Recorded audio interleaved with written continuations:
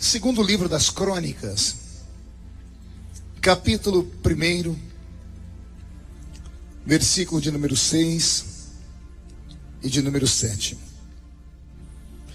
Está escrito assim: E Salomão ofereceu ali sacrifícios perante o Senhor, sobre o altar de bronze que estava na tenda da congregação.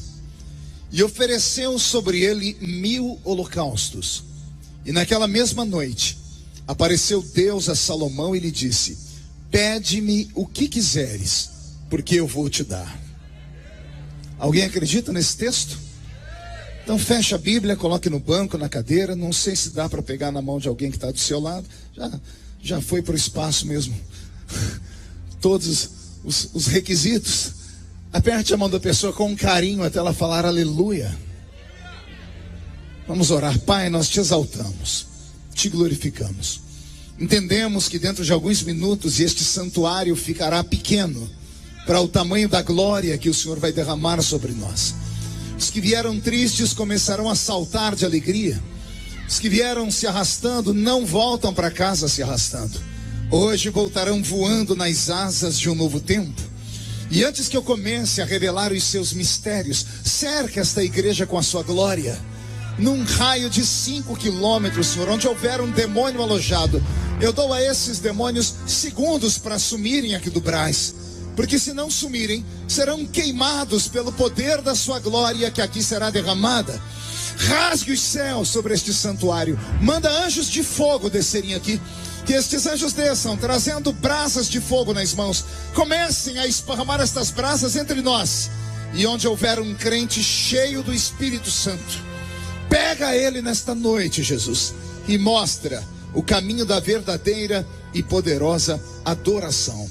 Fala conosco, fica conosco, é o que eu te peço agora e sempre. Toda a igreja diz. Os que podem, tomem o seu assento aplaudindo a Jesus, porque Ele é bom, porque Ele é maravilhoso. Que frio que está aqui em cima, tem um vento ali que é para tentar apagar o fogo do pregador, né? Deve ser.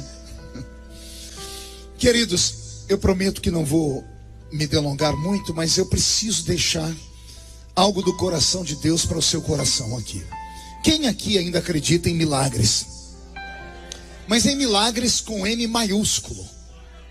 Aquele milagre que quando você vê, ao invés de dar glória a Deus, você fica assombrado.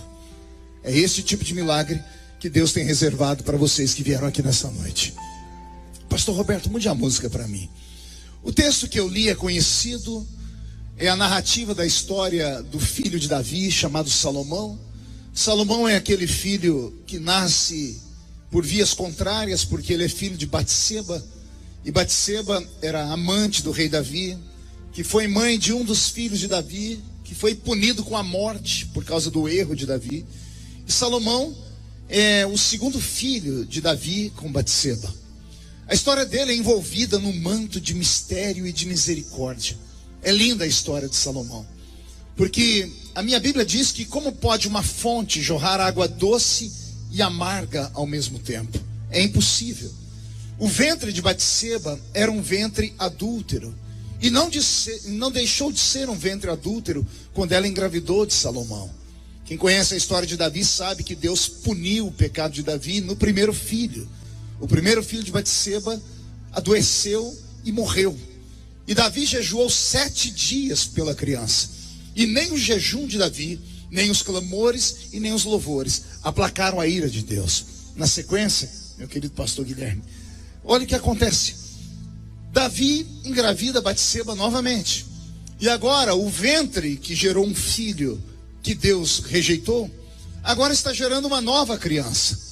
Davi já é um homem velho, é um homem que carrega traumas sobre a sua alma. Ele viu a sua casa ser dizimada. Ele viu a sua única filha mulher. Não sei se vocês sabiam, Davi teve 20 filhos quando passou por esse mundo. E dos 20 filhos, ele teve 19 meninos e apenas uma menina. A menina se chamava Tamar. Imagine você em uma casa onde só há uma menina. Aquele menino correndo para tudo quanto é lado, quebrando tudo, e a única princesa que vinha dar um abraço no pai, um beijo no pai, brincar com os cabelos ondulados do pai, era Tamar.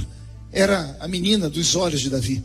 E a única filha que ele tem ela é violada, é violentada, é estuprada. Detalhe, por um irmão de sangue dela. Ela é violentada por Aminon.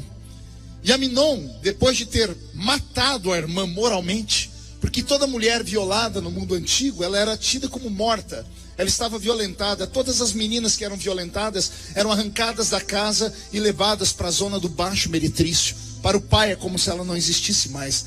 Até hoje, no Oriente Médio, quando isso acontece, os filhos têm o direito de matar a irmã. Se a irmã dorme com outro homem, os filhos podem matar a irmã. Acontece isso até os dias de hoje. Então imagine a dor que isso causou no coração de Davi. Davi começa a padecer, porque ele tem uma filha morta moralmente, já carrega o peso do filho que foi morto pelo próprio Deus. Então ele já tem agora 2 filhos na tabela. De repente, o filho dele, chamado Aminon, que estuprou a menina, não recebe nenhuma represália do pai. O pai não consegue puxar a orelha do filho. Pergunte para mim, por quê, pastor? Porque o pai não tinha moral para falar para o filho. Ia falar o que para ele? Você não pode tocar numa mulher que não é sua. O filho ia dizer, mas o senhor fez isso com Batseba. O diabo criou uma armação tão pesada que inutilizou as forças de Davi. Davi foi imobilizado. Então Davi via o menino correndo pelo palácio e todo mundo via que o menino havia cometido um grave erro e o pai não repreende. Como o pai não repreende, um outro filho de Davi chamado Absalão vai e compra a briga. Chega diante do irmão dele, Aminon, diz, você estuprou a minha irmã, por quê? O menino olha para Absalão e diz, nem o meu pai me corrigiu, quem é você? E os dois saíram numa briga e nas vias de fato, Absalão matou Aminon com as próprias mãos. Se fosse qualquer outra pessoa que tivesse cometido esse assassinato, Davi teria fulminado, matado, assassinado. Quando alguém chega diante de Davi e diz assim, seu filho Aminon foi morto. Davi grita, quem matou meu filho? E alguém diz, o seu outro filho, Absalão. Qualquer pai puxaria a orelha do filho, sim ou não? Davi não pode puxar a orelha de Absalão. Pergunte por quê? Ele não tinha moral para fazer isso. Ele ia dizer o quê? Você matou um inocente? O filho ia dizer, mas o senhor também não matou o marido de Batseba, que era inocente também? Essas coisas foram criando uma ruptura na alma de Davi. Porque Davi agora carrega a morte de mais um filho. Ele já tem um filho morto pelo próprio Deus, uma filha morta moralmente, um filho morto por um outro filho. Como o pai não toma atitude, Absalão diz, meu pai é um frouxo. E ele dá um golpe de estado em Davi. Davi é obrigado a fugir da cidade. Enquanto Davi foge, Absalão entra no tesouro real. Tudo que Davi havia conquistado em 40 anos de ministério, ele rouba tudo que o pai havia conquistado. Ele destrói as finanças do reino de Israel. Com esse dinheiro ele contrata jagunços e monta um exército. Ele tinha homens em número, mas esses homens não tinham experiência de guerra. Um grupo que ainda era fiel a Davi, liderado por Joabe. Diga comigo, Joabe. Mais uma vez, Joabe. Liderados por Joabe, que era fiel a Davi, sai ao encalço de Absalão. E a Bíblia diz que ele consegue desbaratar o exército de Absalão, porque eles não tinham experiência. Absalão corre no meio de uma floresta, no galope de um cavalo. Todo mundo conhece essa história. Ao passar debaixo de um arbusto, as suas madejas ficam agarradas em um galho de árvore e ele fica pendurado pelo cabelo. Joabe, chefe do exército de Davi, amigo pessoal de Davi, primo do rei Davi, cúmplice do pecado de Davi. Ele olha para o menino, poderia ter prendido ele, mas ele não prende o menino. Ele finca uma espada no ventre do garoto e o mata. A notícia chega em Davi. Seu filho Absalão está morto. Davi quer vingança e diz, quem matou meu filho? E alguém diz a ele, Joabe. E Davi deveria chamar a atenção de Joabe, sim ou não? Mas ele não pode. Pergunte por quê? Porque ele não tem moral. Porque foi para Joabe que quando ele cometeu o pecado com Batseba e descobriu que ela estava grávida, que ele escreveu um bilhete e disse, leve esse bilhete para o chefe da batalha e diga para que esse meu filho, para que esse homem que é marido de Batseba seja colocado lá no meio da batalha e morra. O diabo amarrou a vida de Davi. Davi termina os seus dias em depressão profunda. Deitado no leito, aguardando a morte chegar, ele tenta negociar com Deus. Senhor, eu vou te dar um palácio lindo, vou construir uma casa para ti. Deus abre o céu e fala com ele, eu gostei da ideia, mas você não pode construir. Por quê, Senhor? Porque a sua mão está cheia de sangue. Sangue de inocentes. Antes de morrer, Davi faz passar todos os filhos diante dele, do primeiro, do primogênito até o último. E o último a passar diante dele é um menino de 8 anos, chamado Salomão, Diga comigo, Salomão. A tradição dos hebreus diz que aconteceu algo extraordinário nesse dia. Rei Davi foi tomado de uma piedade, de uma misericórdia, de uma paixão tão grande quando olhou o menino, porque Davi sabia que quando ele fechasse os olhos, o menino seria assassinado, e a mãe também. Porque Batseba e Salomão, quando caminhavam pelos corredores do palácio, eram a personificação do erro de Davi. Todas as vezes que alguém olhava para aquela dupla, eles viam o pecado de Davi. A moral de Davi foi jogada no lixo, o reino foi jogado no lixo. Os últimos dias de Davi foram tristes por causa disso. Davi sabia que quando ele fechasse os olhos, o filho que assumisse o trono mandaria matar aquele menino e mandaria matar a mulher, para que isso fosse arrancado dos anais da história. E possivelmente eu não estaria contando essa história aqui hoje. Quando o menino se aproxima de Davi, Davi é tomado de uma paixão, e a Bíblia diz que Davi faz o menino colocar a mão debaixo da coxa dele. Davi trava a mão do menino entre a coxa dele e o colchão da cama e diz a um garoto de 8 anos: promete a mim que você será fiel ao seu Deus. Promete a mim que você será fiel ao Deus do seu pai. Promete a mim que quando seu pai fechar os olhos, você construirá para Deus aquilo que ele não me deixou construir, que é uma casa. Faz essas promessas. E uma criança de 8 anos é obrigada a fazer. Ele diz: tá bom, meu pai, eu prometo. Então Davi segura a mão da criança, e a tradição dos hebreus diz que Davi olhou para o céu e chorou e disse: se ainda tenho crédito contigo.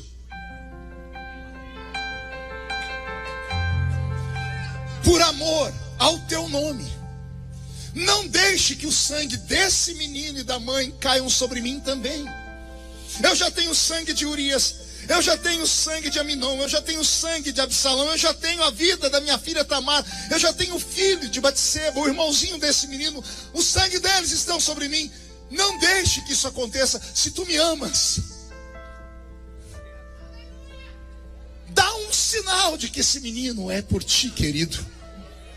Você vai encontrar esse texto na Bíblia. A Bíblia diz que Deus abriu o céu, olhou para Salomão, e diz a Bíblia: e Deus o amou. Me deu um arrepio aqui na coluna. Eu vou falar de novo. Deus olhou para o fruto do pecado. O primeiro Deus matou, o segundo Deus amou. Aqui vai uma resposta de Deus para você. Deus não mede todos pela mesma régua. Deus não trata todos como se fôssemos feitos em uma fábrica. Nós não somos feitos em série. Nós não somos como a General Motors, que quando lança um carro e o carro tem um defeito, é obrigado a entrar na rede de televisão e dizer: todos que compraram um carro, marca tal, ano tal, por favor, levem para a fábrica para fazer um recalque, porque deu um problema na repimboca da parafuseta. Não, Deus não nos fez assim. O dia que Deus te fez, Ele estava apaixonado. Eu vou te provar que você é uma figura única. Quem conhece esse tipo de sinal aqui? Você usa lá no Facebook para curtir. Faça assim comigo, faça assim para mim, por favor. Isso aqui, quando eu era criança, chamava tinino. Tá tinino? Tá tinino. Pois bem, mexe o seu dedão. Por favor, leve esse dedão perto do olho do irmão que está do céu. Diga assim para ele: você está vendo alguma coisa aqui, ó? Você consegue ver alguma coisa aí? Dá para dar um zoom aqui no meu dedão? Dá não, né? Duvido aparecer meu dedão ali. Isso. É que não dá para ver tudo. Se você chegar bem perto, você vai ver que tem uns risquinhos aí no seu dedão. Isso aí tem nome. Isso aí se chama impressão digital. Essa digital que você tem aí, que você usa ele para dar impressões, essa digital, não existe nenhuma no mundo igual a essa. Existe no mundo mais de 7 bilhões de seres humanos, mas só você tem essa marca aí. Por que será que nós só temos essa marca? Só nós temos? Porque nós não fomos feitos em série. Deus nos fez particularmente. Então, se Deus me fez e fez você, e não nos fez junto e nem igual, por favor, não me julgue, que eu não te julgo. Leve a sua vida, que eu levo a minha. Cuide da sua vida, que eu cuido da minha. Se Deus está tratando com você, é problema seu e dele. Se Ele está me abençoando, é problema meu e dele. Deus não te fez em série. Agarre o diabo pelo chifre nessa noite. Esfrega a cara do bandido no chão. Chuta a cara dele pro inferno. E fala para ele que Deus não te mede pela régua dos outros. Porque a misericórdia dele é imensa, é fantástica. E qual foi a fórmula que Deus encontrou para honrar esse menino? Deus virou a fila. Ele era o último. O filho que tem que honrar e tem que ser o rei no lugar do pai é o primogênito. Ele é o último, ele não é o primogênito. Aí Deus vira a fila. Eu amo essa igreja que eles entendem tudo, meu Deus. Deus pega o último da fila que estava condenado à morte, vira a fila e faz ele ser rei em Israel. Eu acho que é mais ou menos isso que Deus está reservando para você depois dessa noite aqui. Até aqui tudo bem, amém? Ele é ungido rei. Davi passa para ele tudo o que ele tinha. E como ele é rei, ninguém pode tocar no menino. Só que ele ainda é um menino. A tradição diz que ele assume o trono com entre 8 e 18 anos de idade. Não se sabe a idade. E ele assume o reino solteiro. Ao assumir o reino solteiro, no dia da sua colação de grau, no dia da sua consagração, depois das festas que são dadas no palácio, depois da honraria, depois da consagração, quando as pessoas dos convivas vão embora, os súditos de Davi, os asseclas de Davi, os ministros de Davi se aproximam do garoto para contar para ele o reino que ele herdou. E dizem para ele: você herdou um reino que todo mundo gostaria de ter herdado, que é o reino de Davi, seu pai. Todavia, você herdou um reino quebrado. Um reino o quê? Um reino empobrecido, um reino vazio.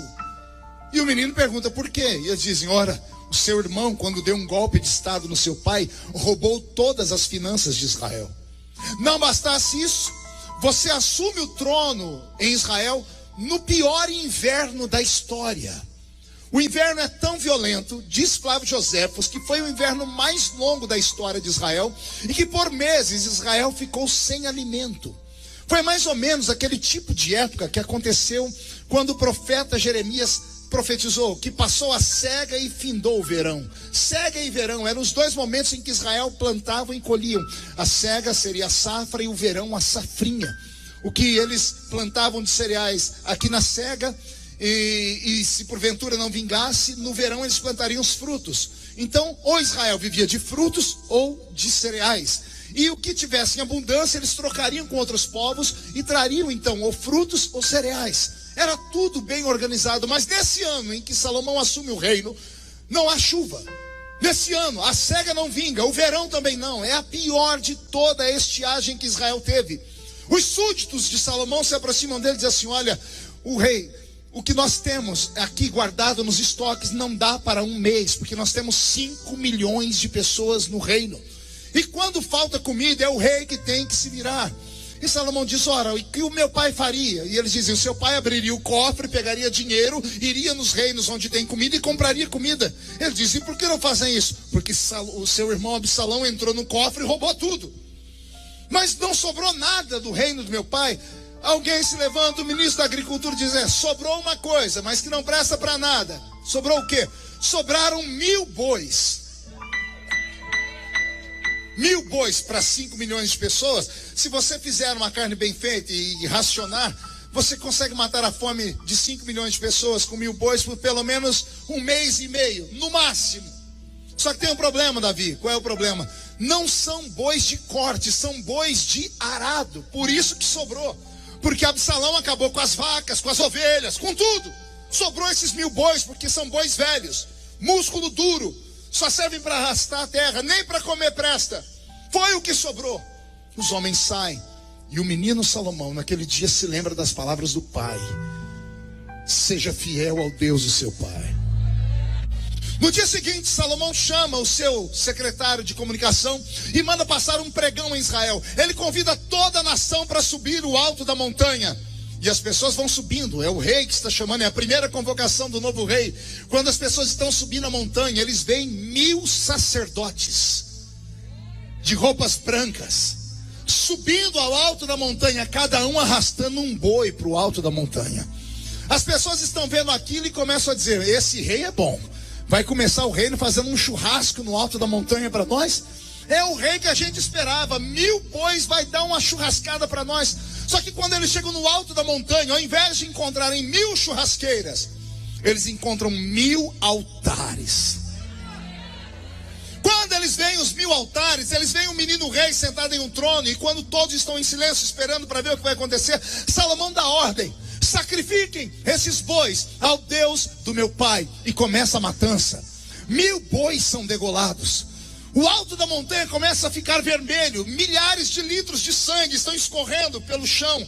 Os pés das pessoas são untados com o sangue daqueles bois. As carnes são colocadas em cima do altar, até que Salomão autoriza que se queime a carne. E começam a subir as colunas de fumaça. A primeira, a segunda, 10, 100, 1000 colunas de fumaça estão entorpecendo as narinas de Jeová. O céu de Israel fica tomado de uma nuvem escura. O cheiro da carne queimada toma as narinas de todos. E nesse momento, num canto, tem um menino rei olhando para o céu. Pergunte o que ele faz, pastor. Ele está esperando. Pergunte o quê? Aconteceu que o pai dele contava. Só que o que ele não sabia é que o pai dele escrevia poemas baseados em fatos. Só que os fatos tinham uma vertente. Os poemas eram lúdicos. Um dia Davi saiu para o campo de batalha e um filho de um gigante, um filho de Anak, derrubou ele do cavalo e tentou fincar ele no chão. Veio um dos seus valentes e matou o filho de Anak. Davi voltou para casa e escreveu um salmo, um poema. Só que ao invés de dizer, um dos meus soldados me livrou da morte de um gigante, olha o que Davi disse: e o Senhor sentou nas asas de um querubim e voou. Voou sobre as asas do vento e arrancou a minha alma que estava indo para o inferno. O menino ouviu esses salmos, esses poemas, e criança acredita literalmente. Ele acreditou que dando aquele sacrifício para o Deus do pai dele, o Deus do pai dele sentaria nas asas de um querubim e viria voando, e viria para encontrar o menino. E ele ficou olhando se Deus desceria sobre o primeiro sacrifício, sobre o sacrifício de número 500. Ele olhou os 1000 altares e nenhum Deus desceu. Quando terminou a queimada, as pessoas vão descendo para casa. A nação está dividida. Um grupo desce e diz, esse moço é santo. O outro diz, esse moço é excêntrico. Os outros dizem, ele é maluco igual o pai. Os assessores deles assim, eu vou mudar desse país, vou ver se eu encontro emprego aqui embaixo no Egito, porque agora vai vir esse inverno e nós vamos passar fome, vai acabar a nação de Israel, nunca mais vai existir, porque um moleque louco fez isso. Ele poderia ter racionado, poderia ter esticado por 4 ou 5 meses, dando uma pequena ração, um dia come, outro dia não come, e o povo sobreviveria, mas ele não, sacrificou isso ao vento. O menino desce frustrado também. E ele entra no quarto como uma criança birrenta. Imagina ele sentado na cama dizendo assim, o Deus do meu pai não é de verdade. Era só uma fantasia. Porque ele não veio. Ah, Jesus. Aí a Bíblia diz, e naquela mesma noite, não sei se pelo teto, se pelo chão, se pelas portas, se pela janela, a Bíblia diz, naquela mesma noite, Deus entrou no quarto do menino.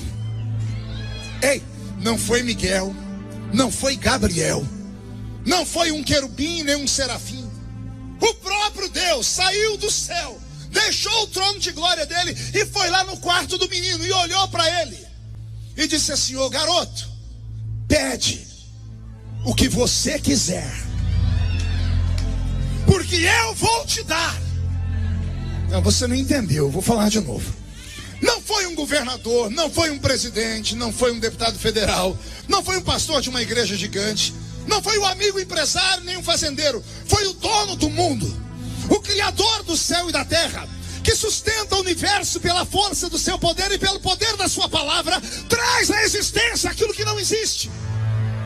Ele entrou no quarto do garoto e disse, pede o que você quiser. É muito perigoso isso, gente. Ou não? Se esse menino fala assim para ele, eu quero ser Deus, o que Deus faria? Deus não pode se contradizer. Se esse garoto pede, eu quero viver eternamente na terra, eu estaria pregando aqui e levantar um velho aí atrás com uma barba dessa, mas assim, eu estou aqui até hoje, hein? Se ele diz para Deus, eu quero ter asas nas costas, íamos ter capítulos na Bíblia dizendo, houve um homem que voava acima das montanhas, porque Deus não é homem para mentir, e não é filho do homem para se arrepender das coisas que ele fala. Jesus no Novo Testamento disse, paz passa o céu, passa a terra, mas as minhas palavras não podem passar jamais. Abrindo um parênteses nessa pregação, tem alguém que tem uma promessa de Deus aqui? Eu vou perguntar de novo, tem alguém que tem promessa? É de verdade? Veio de Deus?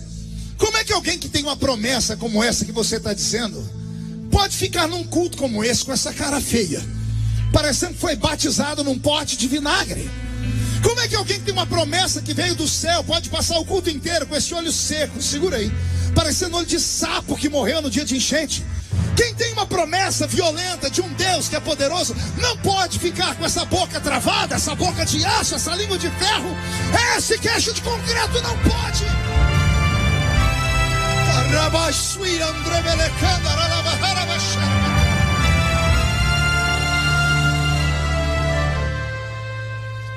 O que me veio à mente, e eu vou encerrando aqui, foi que Deus disse a ele: pede o que você quiser. O pai desse menino era Davi. Qual era o nome do pai dele? Quem é o maior adorador da Bíblia? Davi.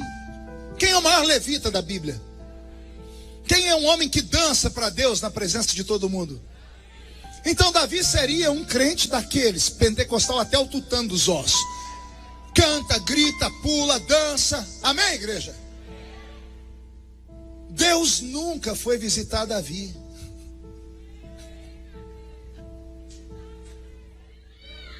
Deus nunca entrou no quarto do adorador, do cantor, e falou assim: pede aí o que você quiser. A pergunta que fica é: por que Deus fez isso com o menino? Salomão nunca foi espiritual, viu? Quem leu a história dele sabe, Salomão nunca foi de dar glória a Deus. Ele tem uma ou duas orações na Bíblia, mas eram em atos cívicos. É como o presidente que é obrigado a falar. Seus olhos estarão nesse santuário, a sua boca, era tudo escrito para ele. Salomão era prático. Todo homem muito inteligente, a mente dele é analítica, a mente científica. Ele não é dado a muito as coisas transcendentais, ele é prático. Nunca dançou para Deus. Não tem na Bíblia assim um louvor, uma adoração específica de Salomão. Tem um monte de reclamação. Os 3 livros que ele escreveu, só Deus na causa. Cantares, paixão pura. Provérbios, só puxão de orelha nos outros. Eclesiastes, o homem tá botando para fora todas as dores pessoais que ele tem. É um livro de desabafo. Não tem dança, não tem cântico. Mas Deus entrou no quarto dele. Aí eu perguntei: por que, Senhor? Aí Deus disse para mim: Davi foi o maior adorador, foi o maior cantor e o maior dançarino. Mas Davi nunca fez para mim o que esse menino fez. Eu falei: o quê? Davi nunca me deu tudo que tinha. Dá até um desconforto, né? Vou falar de novo. Davi me deu aquilo que não custa nada. A única vez que ele me deu um sacrifíciozinho foi lá na eira de Araúna, porque ele ficou morrendo de medo do anjo que ele viu para matar a cidade. Então, ao invés de pegar a eira de presente, ele comprou por um certo preço. Mas Davi nunca me deu tudo que tinha. Aí vem o filho dele, um moleque cheirando a leite, calça curta, recém-chegado ao mundo, filho de uma mulher de vida não ilibada, e olha para mim e diz assim: ó Deus, tudo que eu herdei do meu pai, que tem valor, tá aqui, ó. É tudo teu, tó. Aí Deus falou para mim: eu não posso perder para o homem. Se um homem me dá tudo que ele tem, ele está me desafiando. E eu não sou covarde. Se ele me deu tudo que ele tinha, eu cheguei nele e falei assim: ó, você me deu tudo que é seu? Sim, então eu te dou tudo que é meu. Pede o que você quiser, porque eu vou te dar. Meu Deus, subiu um arrepio na barba aqui. Deus está procurando gente que tenha coragem nessa noite. Gente que tenha coragem até nas vísceras. Deus ama gente atrevida. Deus ama gente louca. Deus ama gente maluca. Deus ama quem nada contra a correnteza. Deus ama quem anda na contramão da avenida. Deus ama quando alguém pega um detalhe do médico e diz: morreu, e ao invés de ir para casa chorar as pitangas, sobe o mato, põe do joelho assim: o médico falou uma coisa, eu quero ouvir do senhor outra.